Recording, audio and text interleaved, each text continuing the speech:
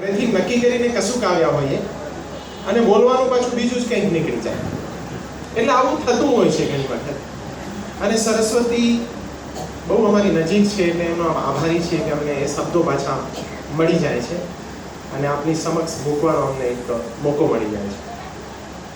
મહાવીરના જીવનમાં એક એવો પ્રસંગ બનેલો હતો કે કોઈક એક જગ્યા પર ચાતુર્માસને અર્થે મહાવીર ગયેલા અને કંઈક એવું ડિક્લેર કરવામાં આવ્યું ત્યાંના લોકોએ કે મહાવીર આજે વ્યાખ્યાન વાણી પીરસવાના છે. આ સાંભળીને આજુબાજુના ગામડાઓથી લગભગ 10,000 જેવા માણસો જનમેદની આવી ગઈ હતી. હવે આ 10,000 માણસો આવેલા, મહાવીર મૌન રહ્યા. કદાચ આ વાર્તા તમે સાંભળી હશે. દિવસ બીજો થયો. ફરીથી લોકોને એક આશા હતી કે મહાવીર કશુંક કહેશે, કશુંક વ્યાખ્યાન વાણી પીરસશે. ફરીથી મહાવીર મૌન રહ્યા. ત્રીજો દિવસ ચાલ્યો, ચોથો દિવસ ચાલ્યો. ત્યારે પછી એકાદ જ્યાં હતા સંઘપતિ જેવા, એમને પૂછ્યું, સાહેબ હવે લોકો કંટાળ્યા છે, હવે લોકો નહીં આવે. ત્યારે મહાવીરે બહુ સરસ એક વાત કરેલી કે જેઓ મારા મૌનને નથી પચાવી શકતા એ મારા શબ્દોને શું પચાવશે. એટલે શાંતિભાઈ ઘાટકોપરના નિવાસી છે, શાંતિભાઈ આણી મંડળીની વાત કરું છું. એઓ ચકાસી રહ્યા છે કે આ મઢી નંઢીને બાવા બોરા, આપણે કચ્છીમાં કહેવત છે કે મઢી નંઢીને બાવા બોરા, એક નાનકડી જગ્યાની અંદર આટલા બધા જણાઓ લાઈટ વગર કેટલા ટકી શકે છે.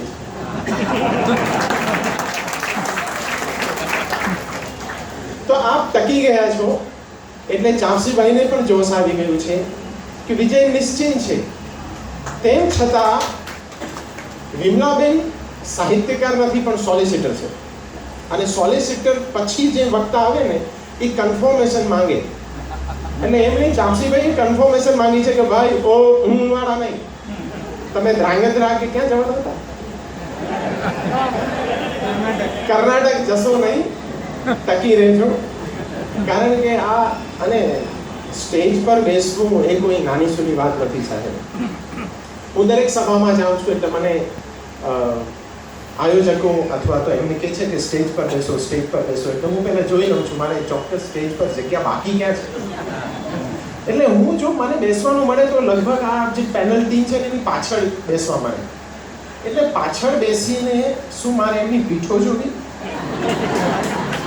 હું પીઠ જોવા વાળો માણસ નથી સાહેબ, હું તો એમની આંખો જોવા વાળો માણસ છું. મારે તો એમને હણહણતા જોવા છે. પીઠ કોણ બતાવે? આ પીઠ બતાવવાના માણસો નથી, આ તમારી સાથે વાત કરવા આવેલા માણસો છે. વિમલાબેને જે વાત કરી કે પ્રમુખ પદ કેવું હોવું જોઈએ, જ્યાં હું ની જે વાતો ચાલે છે એના પરથી એક નાનકડો પ્રસંગ હું અહીંયા બેસેલો ને યાદ આવેલો. શિવાજી મહારાજના જીવનમાં બની ગયેલો પ્રસંગ છે, મેં મારે તમારી સાથે શેર કર્યો છે.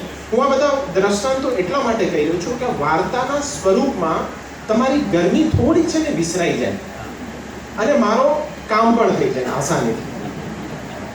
કે શિવાજી મહારાજના જીવનમાં બનેલો આ સત્ય ઘટના છે, સત્ય પ્રસંગ છે કે શિવાજી મહારાજે ખૂબ બધા કિલ્લાઓ બનાવેલા જુદી જુદી જગ્યા પર. અને જેઓ બહુ બધું બનાવે ને એને એક દિવસ એવી ઈચ્છા થાય કે આ બધું મેં ઊભું કર્યું છે, એટલે કે હું પદ ત્યાં આવી જાય. આ હું પદ જ્યારે આવ્યો ત્યારે એમની બાજુમાં એમના ગુરુ રામદાસજી ઉભા હતા. એમણે જોયું કે શિવાની અંદર જે ના આવવું જોઈતું હતું ને એને આવી ગયું છે. અને ગુરુ હંમેશા છે ને કસોટી કરાવે, કસોટીની એરડ પર એના ચેલાને ચડાવે. એટલે એમણે શિવાજીને શિવા કહેતા હતા કે શિવા અહીં આવ જરા, આ પથ્થર છે તને દેખાય છે? તો કે હા ગુરુજી, એને તોડ. શિવાજી બહુ જ બળવાન હતા. એમણે કોઈ લોખંડની વસ્તુથી એ પથ્થરને તોડ્યો. પથ્થરની બરાબર વચ્ચે એક દેડકો શ્વાસ લઈ રહ્યો હતો. કઈ સમજ્યા નહીં શિવાજી કે શિવા તને સમજમાં નથી આવતી કે આ દેડકો? તો કે હા સાહેબ આ દેડકો છે. તો પથ્થરની અંદર રહેલો આ દેડકો જોને શ્વાસ લઈ રહ્યો છે. આ જીવતો કેમ છે તને પ્રશ્ન નથી આવતો?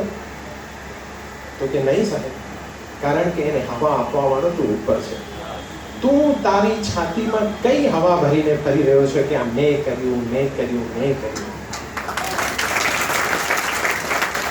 અરવિંદની વાતને કહું છું ને, પણ હું કરું એ જ અજ્ઞાનતા એ અહીં નથી કામ આવતી સાહેબ.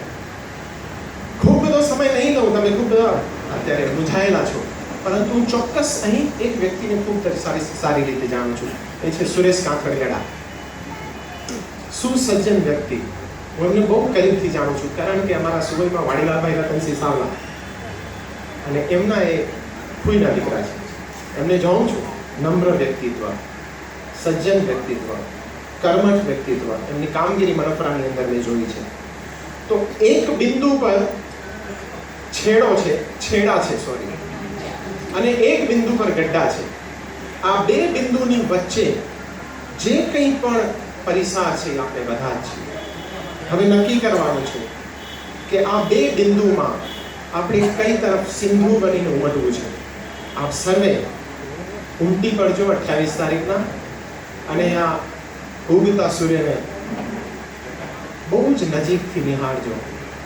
અમને ખબર છે કે આગળ સી આફત ખડી છે, પણ ખબર એટલી છે કે જીત તો નક્કી જીત પર ચડી છે. અને હંમેશા સૂર્ય ઉગવાનો હોય ને એની પહેલા અંધારું હોય. એટલે આ કદાચ લાઈટ ગઈ છે ને, એક અંધારું છે. આ સૂરજ ઉગવા પહેલાની ઘડી છે. આને તમે ચોક્કસ તમે છે ને આને નિશાની સ્વરૂપે ગણજો. કારણ કે ભારતનો ઇતિહાસ પણ તમે જુઓ. પહેલા તકલીફો આવી હતી સાહેબ. તકલીફ વગર ઇતિહાસો નથી લખાતા. 2020 નો ઇતિહાસ કદાચ કોઈ વાગડનો લખતો હશે ને, ત્યારે આ ઘાટકોપરની આ અત્યારે બની ગયેલી ઘટના ચોક્કસ લખાશે કે લાઇટ વગર મે મહિનાની આવી ગરમી, કાળઝાળ ગરમીની અંદર પણ આપ સર્વે ઘાટકોપરના વાસીઓ અહીં બેસેલા હતા. શું સાંભળવા? તો હવે લાઈટ આવી ગઈ છે.